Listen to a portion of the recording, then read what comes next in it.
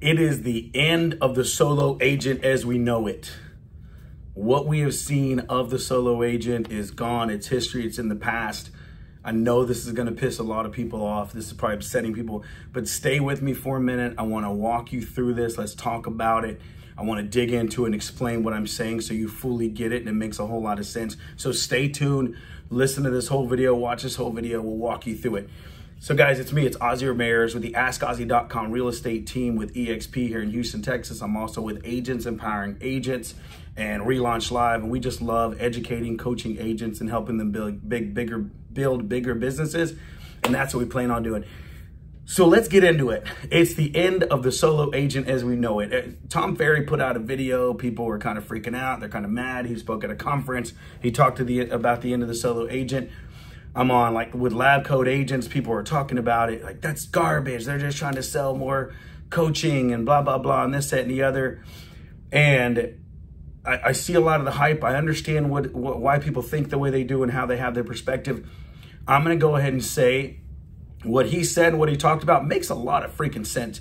I'm not going to dig into what he said. I'm going to cover my aspect of it and I'm going to walk you through it. But it is true. It is the end of the solo agent as we know it. I'm gonna break that down for you. So here we go. Number one, as the solo agent, let's truly look at it. What is a true solo agent? And I don't mean the definition by what your brokerage or your real estate company says.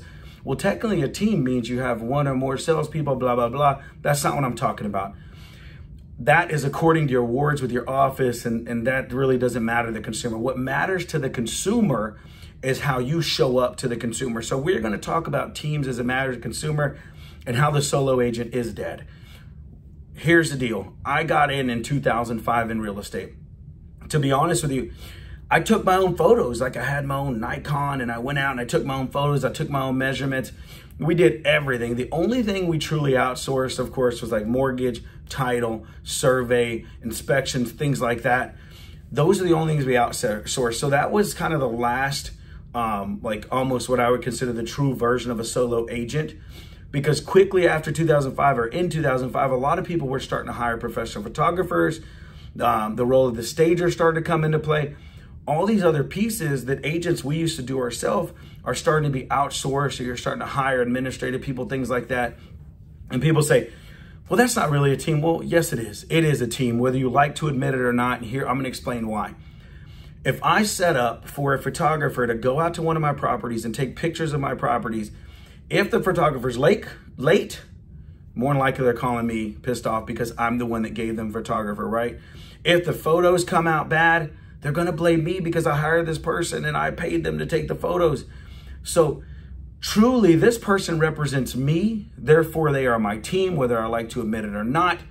And that's the case because almost everybody is hiring photographers and stagers and all these other people.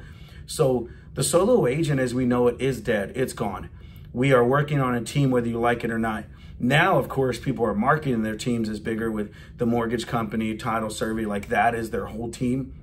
But truly, that is the definition of a team to the consumer, is if anybody else is showing up and behaving as an agent or the face of the agency at any given time, whether it's photographer, stage, or whatever, they represent your team. They are your team. So let's get a little bit deeper into it. I hear tons of people say, I don't ever want to be a team. I'm anti-team. I don't like teams. I don't want to hire teams. I don't want to refer people to other people that are on teams as far as business. They are absolutely against teams. So there's a problem with that. For the average real estate agent, it probably doesn't matter because most agents don't sell crap anyways, so they don't have to worry about it. But for the agent that is good at what they do or great at what they do, it is going to be a problem. And I'm going to explain why here. As you get really good or great at what you do, what ends up happening? Referrals. People begin to refer more and more people.